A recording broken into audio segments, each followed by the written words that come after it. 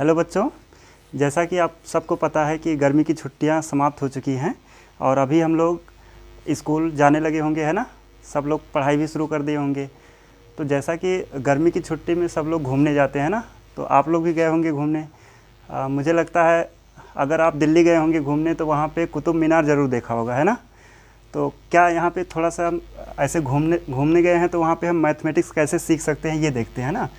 तो माना कि आप दिल्ली गए हैं और वहाँ पे कुतुब मीनार देखने गए हैं ना, तो कुतुब मीनार सीधा ऐसे होता। अब अगर कोई यहाँ पे खड़ा होकर अगर कुतुब मीनार ऐसे यहाँ से देखेंगे तो यहाँ पे हम देख सकते हैं कि एक समकोण त्रिभुज बन रहा होगा, है ना। कल्पना कर सकते हैं कि यहाँ पे एक समकोण त्रिभुज अगर देखा जाए इस तरह से, यहाँ से हम देख रहे हैं ऐसे, तो ये एक समकोण त्रिभुज बन रहा है ना। अब अगर कोई पूछे कि क्या बिना नापे आप इस कुतुब मीनार की ऊंचाई बता सकते हैं, है ना। तो ऐसे मैथमेटिक्स में क्या है कि इसकी ऊंचाई हम बता सकते हैं, वो हम सीखेंगे आगे, है ना। अब मान लेते हैं कुछ लोग अगर मान लो कहेंगे हम दिल्ली नहीं गए थे तो कहीं दूसरी जगह गए होंगे, है ना। कुछ धार्मिक स्थल होते हैं, अगर वहाँ गए होंगे तो वहाँ पे देखोगे कि कोई नदी है, मान लेते हैं एक नदी मान लेते हैं, और इस नदी के, ये मान लिया नदी है, इधर मान लेते हैं एक बिल्डिंग है और इधर एक मंदिर बना हुआ है, ठीक है। इस तरह से मान लेते हैं एक मंदिर है। इसका चित्र यहाँ पे हम दिखा देंगे, आप देख सकते हैं, इसी तरह से कहेंगे। तो अब मानते हैं ये जो बिल्डिंग है इस पर कोई एक ऐसे बालकनी है ना। और बालकनी में क्या है, कोई लड़की है यहाँ पे ऐसे, ठीक है। यहाँ से कोई लड़की है जो क्या कर रही है, यहाँ से इस जो मंदिर है, इस मंदिर पे एकदम नीचे जो जीने बने होते हैं ऐसे ना, चढ़ने के लिए सीढ़ियाँ बनाई जाती हैं, उस सीढ़ी पे कोई गमला रखा है, उस गमले को देख रही है ना। तो यहाँ भी हम क्या कर सकते हैं, एक समकोण त्रिभुज बनने की कल्पना कर सकते हैं। जैसे कि यहाँ से ये नदी है और यहाँ से अगर कोई लड़की इस गमले को देखेगी इस सीढ़ी पे रखे हुए, तो यहाँ भी एक समकोण त्रिभुज बन रहा होगा, है ना।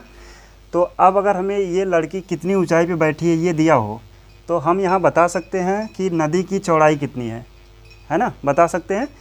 इसी को आगे हम यहाँ पे पढ़ेंगे, अभी और अच्छे से सीखते हैं। अब मान लेते हैं एक और एग्जांपल से बताना चाहेंगे यहाँ पे कि मान लेते हैं जैसे छुट्टी, हम गर्मी की छुट्टी की बात की है ना, तो छुट्टी में लोग क्या करते हैं, मेला घूमने जाते हैं। अब मेले में गए होंगे तो वहाँ देखे होंगे उड़ते हुए गुब्बारे, हैं ना, जिसमें गैस भर के उड़ा दिया जाता है। तो मान लेते हैं ऐसे ही एक गुब्बारा मेले में आप देख रहे हैं, ठीक है। उसका भी हम यहाँ चित्र लगा देंगे, आप देख सकते हैं। इस तरह से बताएंगे कि मान लेते हैं एक यहाँ पे बलून है, गुब्बारा। अब आप अगर यहाँ से कोई बच्चा है, मेले में गया है और वो इस बलून को देख रहा है ना। तो क्या होता है, बच्चों में एक क्वालिटी होती है कि वो कोई चीज़ देखेंगे तो अपने दोस्तों को वही चीज़ दिखाने के लिए आते हैं, है ना। तो क्या करेंगे, ये बच्चा अब थोड़ी देर के लिए जाएगा और अपने फ्रेंड्स को बुला के लाएगा, कहेगा आओ दिखाते हैं, एक बलून उड़ रहा है ना। तो जब ये बच्चा जाएगा फ्रेंड्स को बुलाने, तो ये बलून क्या होगा, अब ये उड़ रहा था तो अब अपना पोजीशन क्या होगा, चेंज कर देगा। अब मान लेते हैं वो बलून वहाँ से यहाँ चला आया, है ना। अब यहाँ पे कई बच्चे आ गए सब देखने के लिए बलून कहाँ है ना। तो क्या हुआ कि बलून ने अपना पोजीशन चेंज कर दिया है। अब अगर कोई पूछे कि अब ये जो बच्चे सब हैं, इनसे ये बलून कितनी दूर पे है, कितनी दूरी पर है, तो ये बताने के लिए अब यहाँ भी हम अगर कल्पना करें तो एक समकोण त्रिभुज बन रहा है ना। इसको ऐसे मान लेते हैं, ये ऊंचाई है और यहाँ से इसको मिला देते हैं जहाँ पे ये लोग खड़े हैं ज़मीन पे, है ना। और ये इनकी ऊंचाई है, मान लेते हैं ये इस तरह से, ऐसे हम मान सकते हैं यहाँ पे एक फिर से एक समकोण त्रिभुज बन रहा है ना। तो अब यहाँ से जैसा कि हमने पूछा है कि क्या इन बच्चों से इस बलून की दूरी बता सकते हैं, या कह लो कि ये ज़मीन से कितनी ऊंचाई पर उड़ रहा है, ये जो गुब्बारा है ये ज़मीन से कितनी ऊंचाई पर उड़ रहा है। इन सबको अगर बताना हो तो इन सब के लिए एक आता है ट्रिग्नोमेट्री, है ना। जितना भी हमने एग्जाम्पल लिया इन सब में ऊंचाई, दूरी या कुछ भी बताना हो तो इन सब के लिए त्रिकोणमिति यानी ट्रिग्नोमेट्री आता है।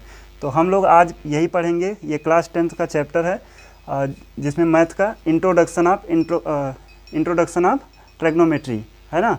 तो ये इस चैप्टर का फर्स्ट लेक्चर होगा। इसमें हम लोग सीखेंगे कि कोई भी अगर समकोण त्रिभुज दिया है या किसी भी चीज़ की ऊंचाई, चौड़ाई या दूरी निकालने के लिए हम ट्रिग्नोमेट्री का यूज करते हैं, ठीक है ना। जैसे कि देखा जाए तो प्राचीन काल में ट्रिग्नोमेट्री का यूज जो खगोलविद थे वो लोग करते थे, जो अर्थ पे रहते थे, वो अगर तारों की दूरी या चंद्रमा की दूरी कितनी है, इन सबको निकालने के लिए ट्रिग्नोमेट्री का यूज करते थे, है ना। तो वैसे अगर देखा जाए ये ट्रिग्नोमेट्री जो है, ट्रिग्नोमेट्री में तीन शब्द छिपे हैं, इनको देख लेते हैं। तो यहाँ पे ये ट्रिग्नोमेट्री जो 3 शब्दों से मिलके बना है। एक है ट्राई, इसका मतलब होता है 3, और दूसरा है गॉन, जिसका मतलब होता है भुजा, और एक है मेट्रॉन, जिसका मतलब होता है माप। तो इस तरह से ये जो ट्रिग्नोमेट्री है वो 3 शब्द से मिलकर बना है, 3 भुजा माप। यानी अब कोई भी त्रिभुज रहेगा उसमें 3 भुजा होती है ना, और उन भुजाओं को हम कैसे मापेंगे ये सब इस ट्रिग्नोमेट्री में सीखना होता है, ठीक है। तो यहाँ पे हम लोग बात करेंगे एक समकोण त्रिभुज की। अब एक समकोण त्रिभुज लेते हैं और इसी से पूरा क्लियर करते हैं। समकोण त्रिभुज पता होगा क्या होता है, एक ऐसा त्रिभुज जिसमें एक कोण 90 डिग्री का हो। ये वाला कोण मान लेते हैं ये 90 डिग्री का है, तो इसी त्रिभुज को हम एक समकोण त्रिभुज कहेंगे, है ना। तो यहाँ पे देखें तो एक त्रिभुज बनता है तो उसमें कुछ कोण भी बनता है। तो यहाँ पे कितने कोण हैं, इस तरह से हम कह सकते हैं एक ये और एक ये, 3 कोण बन रहे हैं इस त्रिभुज में, है ना। और इन दोनों कोणों की अगर बात करें तो ये दोनों कोण न्यून कोण ही होंगे। ऐसा क्यों बोल रहे हैं, क्योंकि यहाँ पे देख रहे हैं एक कोण 90 डिग्री का आ चुका है ना। अब ये और ये दोनों का सम 90 होना चाहिए, क्योंकि हमें पता है एक त्रिभुज के तीनों कोणों का योग जो है, अंतः कोणों का योग कितना होता है, 180 होता है। अब अकेले ये 90 हो चुका है, तो इन दोनों का सम मिला के तभी तो 90 होगा, तब तो 180 बनेगा।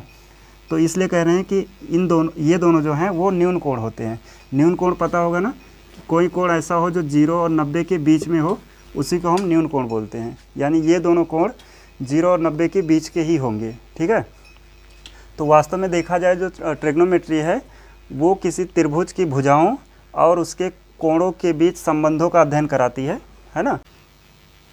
तो यहाँ पे मैंने एक त्रिभुज बनाया है, एक समकोण त्रिभुज है जिसमें 90 डिग्री बी पे है, और यहाँ पे एक कोण ए लिया गया है। अब इस कोण से ये लगा हुआ भुजा है, इसलिए कह रहे हैं इसको कोण ए से संलग्न भुजा। और ए के सम्मुख, यानी कोण ए के सम्मुख एक भुजा है जिसको कोण ए के सम्मुख भुजा नाम दिए हैं। और ये बचता है, इसको हमें पता है एक समकोण त्रिभुज में कर्ण होता है जो सबसे बड़ा होता है, ठीक है। तो अब यहाँ पे आता है, कुछ आते हैं त्रिकोणमितीय अनुपात, उन्हीं को हमें यहाँ पढ़ना है। तो अब पढ़ेंगे हम लोग त्रिकोणमितीय अनुपात, यानी ट्रिग्नोमेट्रिक रेशियो अब पढ़ते हैं। और ट्रिग्नोमेट्रिक रेशियो होता क्या है, ठीक है। ये क्या होगा कि यहाँ से पहला रेशियो जो आता है उसको नाम देते हैं साइन, यानी इसको ऐसे लिख दें, कोण ए का साइन। और ये होता क्या है, अगर कोण ए के साइन की बात करेंगे तो ये होगा कोण ए के सम्मुख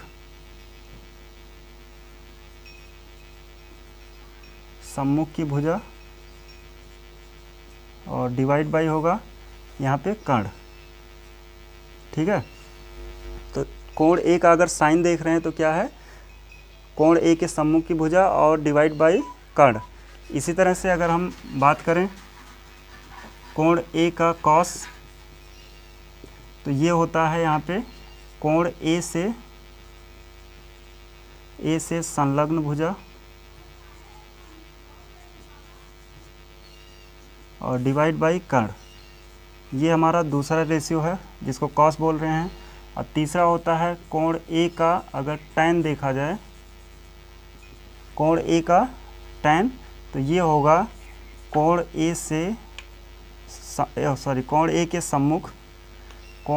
के सम्मुख भुजा और डिवाइड बाय कोण ए के संलग्न भुजा, है ना। इसको यहाँ लिख देते हैं, कोण ए के सम्मुख की भुजा और डिवाइड बाय कोण ए से संलग्न भुजा। तो इस तरह से हमने ये जो देखा त्रिकोणमितीय अनुपात कुछ देखे हैं। यहाँ पे 3 त्रिकोणमितीय अनुपात निकल के आए हैं। एक को कहा जा रहा है कोण ए का साइन, और दूसरा कोण ए का कॉस, तीसरा है कोण ए का टैन। और इन सब का रेशियो इस तरह से इसी त्रिभुज के भुजाओं का रेशियो होता है। यहाँ पे जैसे हमने लिखा है ना, एक बार इन दोनों का रेशियो लिया गया है, एक बार इन दोनों का रेशियो और एक बार इन दोनों का रेशियो लिया गया है, ठीक है। तो इस तरह से आप यहाँ पे त्रिकोणमितीय अनुपात को समझ सकते हैं। और इन तीनों के अलावा 3 त्रिकोणमितीय अनुपात और होते हैं, उसकी चर्चा यहाँ पे कर देते हैं हम। तो ये क्या होता है, ठीक है। तो इन तीनों की बात करें तो यहाँ पे इसी का एक अपोजिट होता है जिसको कहते हैं कोण ए का कॉट। कोण ए का कॉट, ये टैन का उल्टा होता है, जिसको जैसे यहाँ पे टैन ये है तो कॉट क्या हो जाएगा, कहेंगे कोण ए से संलग्न भुजा और डिवाइड बाई कोण ए की सम्मुख भुजा, यानी ये हो जाएगा कोण ए से संलग्न भुजा और डिवाइड बाई कोण ए के सम्मुख की भुजा, कोण ए के सम्मुख की भुजा। ये क्या होता है, जो कोण ए का कॉट जो है टैन का उल्टा हो गया। इसी तरह से ये जो कॉस है और साइन है, इन दोनों का भी एक एक अपोजिट होता है। जैसे कोण अगर ए का, अगर इसका कॉस का उल्टा देखेंगे तो कोण ए का यहाँ पे आएगा सेक। ये जो होता है यहाँ पे कहेंगे ये कर्ण और डिवाइड बाई यहाँ से कोण ए से संलग्न भुजा, है ना, ये होगा। ये जो होता है ये कॉस का उल्टा होता है। और इसी तरह से साइन का देखेंगे तो ये कहेंगे साइन का उल्टा जो है वो है कोसेक। तो कोण ए का कोसेक जो होता है वो होगा कर्ण और डिवाइड बाई कोण ए के सम्मुख की भुजा। तो इस तरह से यहाँ पे हमने जो त्रिकोणमितीय अनुपात देखे हैं वो कितने होते हैं, 6 होते हैं। इसमें से मेन 3 है और 3 जो है उनके अपोजिट ही होते हैं। अगर हमें साइन पता चल जाएगा तो हम कोसेक निकाल लेंगे, ऐसे कॉस पता चलेगा तो सेक निकल जाएगा और टैन पता चलेगा तो कॉट निकल जाएगा, है ना। ये 6 त्रिकोणमितीय अनुपात होते हैं जिनको हमें आगे पढ़ना है। अब इसी चीज़ को अगर हम और अच्छे तरीके से समझेंगे तो इसको आप नोट कर सकते हैं, है ना। और फिर हम इसको मिटा के और अच्छे से इसी को समझाते हैं। त्रिकोणमितीय अनुपात को ही एक बार दोबारा देखते हैं। इसी को शॉर्ट फॉर्म में याद करने के लिए ऐसे बता दिया जाता है कि इस तरह से ये अगर कोई त्रिभुज, समकोण त्रिभुज बना है तो इसकी ये भुजा, इसको आधार कहते हैं। इसमें मान लेते हैं कोण यही वाला लिया गया है और ये जो होता है इसको लंब कहते हैं और ये वाला जो है इसको कर्ण। कर्ण है के से लिखेंगे इसको, लंब एल से और आधार ए से। तो इस तरह से अगर इन तीनों को लिखा जाए तो यहाँ पे हम अब जो देखते हैं, यहाँ पे अगर कोण ए है तो साइन का जैसे हमने लिखा था कोण ए का साइन, तो इसी को हम ऐसे लिख सकते हैं, यानी कि साइन और ए, यानी ये वही चीज़ लिखा है। कोण ए का साइन मतलब साइन ए।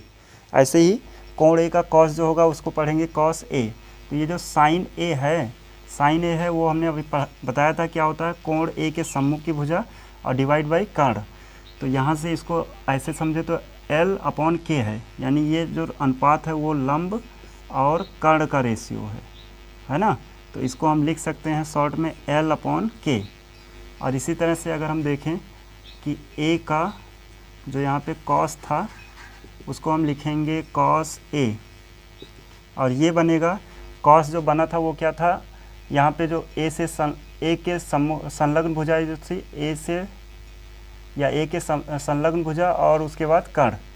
तो यहाँ से इसको हम कहेंगे A से संलग्न जो भुजा है वो A है, यानी आधार है, और डिवाइड बाई कर्ण। इसको शॉर्ट में लिखें तो A/K है ये, है ना। इसी तरह से कोण A का अगर हम टैन देखेंगे तो इसको हम लिख सकते हैं टैन A, और ये जो टैन A था वो यहाँ सम्मुख भुजा जो थी और जो संलग्न भुजा थी दोनों का अनुपात था। तो इसको हम कहेंगे ये लंब और होता है आधार का अनुपात, ठीक है। लंब और आधार का अनुपात है जिसको हम L से लिख सकते हैं और A से लिख सकते हैं। अब इसी तरह से 3 और थे जिसको हम लोग कहते कि इन तीनों के अपोजिट होते हैं। जैसे एक था कोण A का कॉट, तो इसको हम लिखेंगे कॉट A, और ये था tan का उल्टा, तो इसको कर देंगे, ये हो जाएगा आधार और बटा में लंब। आधार को a से लिखा गया है तो a और l हो जाएगा। ऐसे ही कोण A का अगर आप देखें तो सेक, तो इसको हम कहेंगे, ये लिखा है सेक A, और ये जो सेक था वो कॉस का उल्टा होता है, यानी यहाँ पे है कर्ण और डिवाइड बाई आधार। तो कर्ण और आधार का अगर k/a लिख सकते हैं ना। और लास्ट का जो था ये था कोण A का कोसेक, है ना, इसको हम लिख सकते हैं कोसेक A। और ये जो होता है ये साइन का उल्टा होता है, तो यहाँ पे साइन जो है वो लंब बटे कर्ण है, तो ये हो जाएगा कर्ण बटे लंब। ठीक है, तो इसको हम लिख सकते हैं k/l। तो ये जो 6 अनुपात निकल के आए हैं, इसको याद करने का भी एक तरीका है। 3 ही अगर देखें तो 3, क्योंकि 3 अगर निकल जाता है तो 3 का अपोजिट ये 3 होता है, तो 3 से ही बनाते हैं। यहाँ पे अगर देखें तो एक l है, a है और l है, इसको यहाँ लिख देते हैं l और अगर तीनों के नीचे देखें तो यहाँ पे है k तो ये लिख देंगे यहाँ पे k तो ये यहाँ से हम इसको ट्रिक से ऐसे याद रख सकते हैं। ये जो l यानी लाल हो जाएगा और k कका, तो लाल बटे कका से इसको हम इसके सभी अनुपात को याद रखते हैं ना। ये कैसे होता है, जैसे यहाँ पे हम लिख देंगे साइन, तो साइन जो है वो l/k होता है। देखो यहाँ पे l/k है ना। और ऐसे दूसरा वाला आएगा कॉस। अब ये कॉस है क्या, आधार बटे कर्ण। देखो यहाँ पे आधार बटे कर्ण है ना, तो लाल बटा कका अगर याद रखेंगे तो ये अनुपात हम अपने आप से लिख पाएंगे वहीं से देख के। ऐसे ही टैन कहेंगे अगर, तो टैन क्या होता है l/a, यानी लंब बटा आधार। अब इन तीनों का अपोजिट बाकी 3 होते हैं, तो टैन का अपोजिट उसके नीचे कर देते हैं कॉट, यानी कॉट क्या हो गया, आधार बटे लंब। देखो यहाँ पे कॉट जो है वो आधार बटे लंब हो गया है ना। ऐसे ही कॉस का उल्टा होता है सेक, और सेक हो गया कर्ण बटा आधार। ऐसे लास्ट का है कोसेक, ये होता है साइन का उल्टा। तो इस तरह से ये जो हमने इतना बड़ा बना के बताया है, इसी को हम इतने में याद रख सकते हैं, है ना। जब भी हमें sine cos tan cot sec cosec पूछा जाएगा तो हम केवल यही बना के और इसका अनुपात निकाल लेंगे, ठीक है ना। तो इसकी ज़रूरत अब क्यों ऐसा हो रहा है, देखो यहाँ पे क्या है कि जैसे अभी हमने जो एग्जाम्पल शुरू में दिया था, वहाँ पे हर बार हम देख रहे थे एक समकोण त्रिभुज बन रहा था, है ना। और ये सभी क्या दिखा रहे हैं, समकोण त्रिभुज की जो भुजाएं हैं उन्हीं को तो दिखा रहे हैं। तो मान लिया वहाँ पे जो कुतुब मीनार था उसकी लंबाई ऐसे, है ना, ये लंबाई मान लेते हैं। अगर हमें ये निकालना हुआ और उसके लिए हम कितने एंगल से देख रहे हैं ये पता कर लें कि हम कुतुब मीनार को कितने कोण से देख रहे हैं, और हम जहाँ खड़े हैं वहाँ से कुतुब मीनार की दूरी कितनी है। अगर ये दोनों हम पता कर लें तो यहाँ पे हम क्या करेंगे, ये वाला कोण यानी कि ये कोण और यहाँ पे एक कोण है, और ये वाला आधार पता चल जाएगा हमें, कोण और आधार, और लंब निकालना होगा। तो लंब और आधार में रेशियो देखें तो किसका होता है ना। यहाँ पे लंब और आधार में तो टैन का है, लंब और आधार, यानी अगर हम इसी में टैन निकाल लेंगे, कोण भी पता रहे और आधार पता रहे, तो टैन निकालेंगे तो यहाँ से लंब का मान आ जाएगा, और इससे हमें क्या पता चलेगा, इसकी लंबाई पता चल जाएगी, है ना। या कह लो कि अगर हमें जो लास्ट एग्जाम्पल में हमने बताया था कि गुब्बारा हो ना, बलून, उसको कोई बच्चे हैं जो देख रहे हैं तो उनसे उनकी दूरी बताना है, तो यहाँ से यहाँ तक की दूरी बताने के लिए क्या निकालना रहेगा, कर्ण। तो उसके लिए भी हम क्या कहेंगे कि जो बच्चे देख रहे हैं वो कितने एंगल से देख रहे हैं उस गुब्बारे को, है ना। तो यहाँ का एंगल पता चल जाएगा हमें, और ये मान लेंगे कि कुछ ऊंचाई पे है गुब्बारा, जो है वो कुछ ऊंचाई पर है।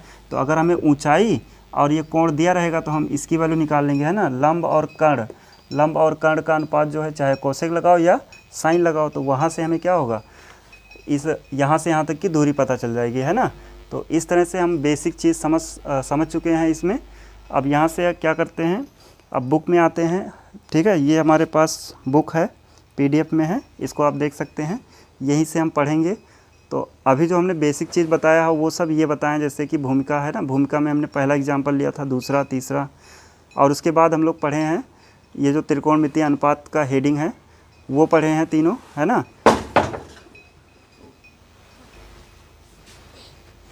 अब इसको आप नोट कर सकते हैं यहाँ पे, या स्क्रीनशॉट ले लें। अब जैसा कि यहाँ पे हमने देखा है कि जो ये साइन A है वो अपोजिट होता है किसका, कोसेक का, तो इसको हम लिख सकते हैं 1/कोसेक A, है ना। ऐसे ही जो कॉस A है उसको हम लिख सकते हैं 1 अपॉन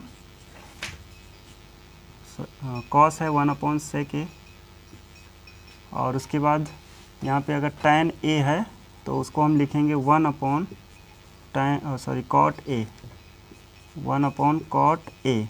तो ये होते हैं तीनों एक दूसरे के अपोजिट होते हैं ना।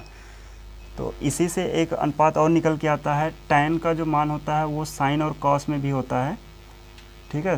tan इक्वल टू होता है साइन ए अपॉन में कॉस ए, है ना। ये कहाँ से आता है, अगर इसको देखना होगा तो पीछे जो हमने लिखा था, जैसे हमने कोण ए का जब साइन लिखा था, याद होगा, कोण ए का जब साइन लिखा था तो वहाँ पे हमने लिखा था कि कोण ए के सम्मुख की भुजा, है ना, कोण ए के सम्मुख की भुजा था और डिवाइड बाई कर्ण था।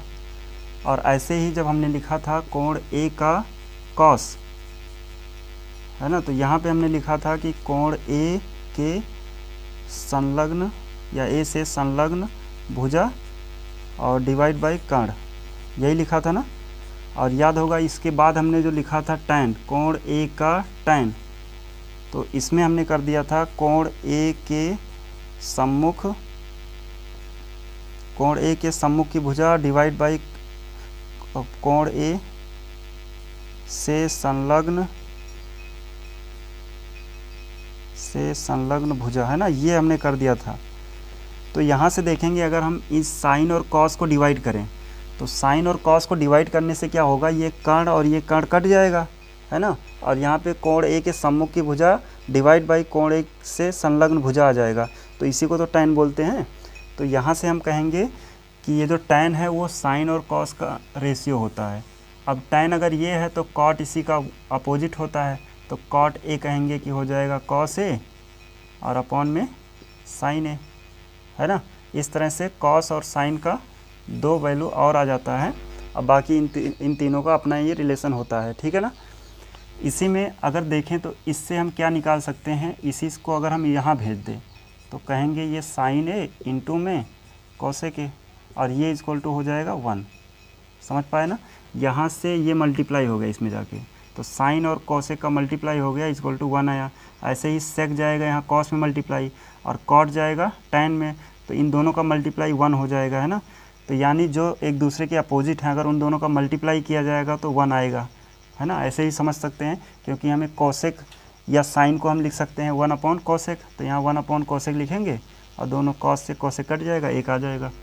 तो अपोजिट होने का यही एक यहाँ पे, है ना, यूज देख सकते हैं कि अगर दो चीज़ें हैं और दोनों एक दूसरे के अपोजिट है, मल्टीप्लाई कराओगे तो 1 आएगा ही ना। तो इसी तरह ये साइन और cosec भी है, एक दूसरे का अपोजिट होता है, इसलिए मल्टीप्लाई कराने पर क्या होता है, 1 हो जाता है। अब इसके बाद हम सीधे एक्सरसाइज में आते हैं और देखते हैं कि ये जो ट्रिग्नोमेट्री है या उसके अनुपात पढ़ें हम लोग, इन सब का यूज और कैसे से कर सकते हैं, ठीक है, वो सब सीखेंगे। तो इतना मिटा देते हैं अब। तो अब इसमें देखते हैं हम लोग, पहला क्वेश्चन लेते हैं, एक्सरसाइज में आके पहला क्वेश्चन ही देखते हैं, ठीक है ना। एक्सरसाइज 8.1 है और इसका फर्स्ट क्वेश्चन अगर देखें तो ये लिखा हुआ है, एक त्रिभुज ABC जिसका कोण B समकोण है। अब इसमें एक त्रिभुज बनाना है ABC और ये कहें कि B पे समकोण है, तो B को यहीं रखना है, B पे समकोण बना दिए। और इसमें लिखा है AB इक्वल टू 24 सेंटीमीटर, तो ये हो गया 24 सेंटीमीटर। BC, B से C दिया है 7 सेंटीमीटर, ठीक। तो निम्नलिखित के मान ज्ञात कीजिए। अब इसमें हमें मान ज्ञात करना है, कह रहे हैं कि साइन A का मान ज्ञात करो, कॉस A का मान, और ऐसे ही ये पहला था 2 इसमें पूछे हैं और दूसरे में कह रहे हैं कि साइन C का मान बताओ कितना होगा और कॉस C का मान। ये 4 वैल्यू हमसे पूछ रहे हैं ये, है ना। तो यहाँ पे जो गिवन है पहले इसको ही समझ लेते हैं। ये इसमें देखें तो ये एक त्रिभुज है जिसमें लंब दिया है और आधार दिया है, कर्ण का पता ही नहीं है। तो हमें पता है कि साइन जो होता है वो लंब बटा कर्ण होता है, तो अभी हम यहाँ पे साइन L/K तो लिखेंगे। अब L देखें तो L तो पता है 7 है, लेकिन कर्ण क्या है ये पता ही नहीं है। तो इससे पहले हम लोग बहुत अच्छे से इसको पढ़े होंगे, पाइथागोरस प्रमेय, है ना। पाइथागोरस प्रमेय क्या होता है कि इसमें जो कर्ण होती है, यानी अगर ऐसे समझना हो क्या है, तो कर्ण यहाँ होता है ना, और ये लंब और ये आधार, तो ऐसे हम लिख सकते हैं KAL, काल है ना। अब K का स्क्वायर कर दो, A का स्क्वायर कर दो और L का, यहाँ बीच में प्लस लगा दो, तो काल से क्या हो गया, पाइथागोरस, इसको पाइथागोरस प्रमेय बन गया है ना। जैसे कर्ण का स्क्वायर बराबर होता है आधार का स्क्वायर प्लस लंब का स्क्वायर, है ना। तो यहाँ से देखें हमें क्या पता है, K नहीं पता है, K ऐसे रहेगा। A पता है, A यहाँ पे 24 है, अब यहाँ 24 का स्क्वायर लगा, A का स्क्वायर है तो कर देंगे। L 7 है तो 7 का स्क्वायर हो गया, ठीक है। अब 24 का स्क्वायर करेंगे तो यहाँ पे आ जाएगा 576 प्लस यहाँ पे 7 का स्क्वायर आ जाएगा 49, और इसको अगर ऐड किया जाए तो ये हो जाएगा 5 और 2 और ये 6 हो जाएगा, यानी 6 10 25 आ गया। ये है K का स्क्वायर। अब K स्क्वायर जब हटेगा, या कह लो कि ये नंबर किसका स्क्वायर होता है, ऐसे ही बता देते हैं, ये नंबर होता है 25 का स्क्वायर। तो इधर स्क्वायर दोनों तरफ है, स्क्वायर से स्क्वायर कट जाएगा, तो K बराबर कितना आ जाएगा 25, यानी कर्ण का मान यहाँ पे निकल के आ गया 25 सेंटीमीटर, है ना। तो क्या करना है, अगर कोई त्रिभुज दिया है उसमें से अगर 2 दिया है तो तीसरा निकालने के लिए हम लोग क्या लगाएंगे, पाइथागोरस प्रमेय। पाइथागोरस प्रमेय है ना, इसी से हम क्या करेंगे, जो भी एक भुजा नहीं दिया रहेगा उसको हम लोग निकाल लेंगे। ये है पाइथागोरस प्रमेय, समझ गए ना। तो अब हमें तीनों पता चल गया है। अब जो जो यहाँ पे पूछा गया है उसको निकालते हैं। अब देखें यहाँ पे कोण कौन सा लिया है, कोण यहाँ पे A वाला है। तो जब कोण A लिया जाएगा तो साइन जो होता था पता है ना, कि A के सम्मुख की भुजा और बटे में कर्ण, या अब तो यहाँ पे फार्मूला ही बना दिए है ना। तो L पहले रखते हैं, L = है 7, और जो K है वो कितना है 25 है, और ये भी सेंटीमीटर में, ये भी दोनों कैंसिल हो गया है ना। तो ये 7/25, वैसे हम लोग पढ़े हैं ये अनुपात होते हैं, तो अनुपात का कोई यूनिट नहीं होता है, समझ गए ना। तो ऐसे ही कॉस है। अब कॉस जो होता है यहाँ से देखें तो कॉस होता है आधार बटे कर्ण, यानी A/K। तो यहाँ पे आधार कितना है 24 है, और K यहाँ पे आ गया है 25। तो ये 2 मान तो हम निकाल चुके हैं, है ना। ऐसे ही अब देखेंगे ये जो साइन C है और कॉस C है, साइन C और कॉस C कैसे निकालेंगे। अब इसके लिए देखें तो ये वाला कोण तो अब लिया नहीं गया है ना। अब यहाँ पे कोण कौन सा लिए हैं, C वाला। तो अब क्या होगा, अब सब कुछ इसके लिए बनाना पड़ेगा। जैसे C ये हो गया, तो अब इसके लिए आधार तो ये बन गया, है ना, क्योंकि इसके सम्मुख की भुजा, अगर हम साइन निकाल रहे हैं तो साइन क्या होता था कि कोण A के सम्मुख भुजा, यानी यहाँ क्या हो जाए, कोण C के सम्मुख की भुजा और डिवाइड बाई कर्ण। तो अब आधार ये बन जाने से आधार ये हो गया, तो लंब कौन बनेगा, जो आधार था वो लंब हो गया, कर्ण अपना वही रहेगा, समझ गए ना। तो ये तब होगा जब कोण यहाँ पे बदलेगा, जैसे A था अभी हम C ले रहे हैं, तो आधार इसको मानेंगे और लंब ये हो जाएगा। तो अब अगर साइन C देखें तो साइन का मतलब तो वही होता है L/K, ठीक है। अब यहाँ पे लंब चेंज हो चुका है, यहाँ पे है 24 और कर्ण कितना है 25। और इसी तरह से कॉस C देखेंगे तो कॉस C जो होता है वो क्या है, कॉस है आधार बटे कर्ण, तो A/K। अब आधार देखा जाए तो कितना है 7, समझ पा रहे हो यहाँ पे, है ना, आधार 7 और कर्ण कितना है 25। तो इस तरह से ये जो चारों वैल्यूज हमें निकालना था वो हमने निकाल लिया है, ठीक है ना। एकदम इजी तरीके से समझाए हैं, आपको समझ में आया होगा, ठीक है। तो इसी तरह से अब हम दूसरे सवाल पे बढ़ेंगे, इसको आप नोट कर सकते हैं या चाहे तो आप स्क्रीनशॉट ले लें यहाँ पे।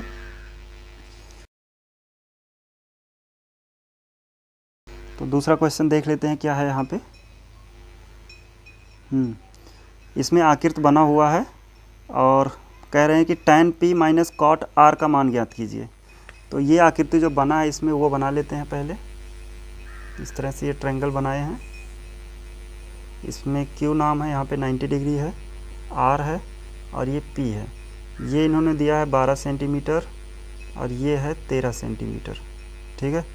और इसमें जो हमसे पूछे हैं वो कह रहे हैं कि tan P - cot R का मान बताइए, इतना बराबर क्या होगा ये हमें बताना है, ठीक है। ये हमने जो क्वेश्चन लिया है दूसरा वाला है। तो अब इसको सॉल्व करना है। तो जैसा कि हमें पता है, अगर कोण कौन सा यहाँ पे कोण P लिया गया है ना, और एक बार कोण R लिया गया है, तो जब R लेंगे, कोण R लेंगे, तो इस कोण के लिए आधार तो यही रहेगा और ये लंब रहेगा और ये कर्ण रहेगा, है ना। तो इसमें देखा जाए तो कर्ण और लंब दिया है, आधार नहीं दिया है, तो पहले हम आधार निकाल लेते हैं। और ये पता है कि आधार निकालने के लिए हम क्या लगाते हैं, तो काल है ना, KAL, यानी कर्ण का स्क्वायर प्लस ए का स्क्वायर प्लस कर्ण का स्क्वायर बराबर है ए का स्क्वायर प्लस एल का स्क्वायर। अब वैल्यू पुट करें तो k दिया हुआ यहाँ 13 का स्क्वायर, ए निकालना है, रहने देते हैं, प्लस एल 12 का स्क्वायर। अब ये जो 13 का स्क्वायर है ये कितना बनेगा, 169 equal to A square plus का 12 का स्क्वायर हो जाएगा 144।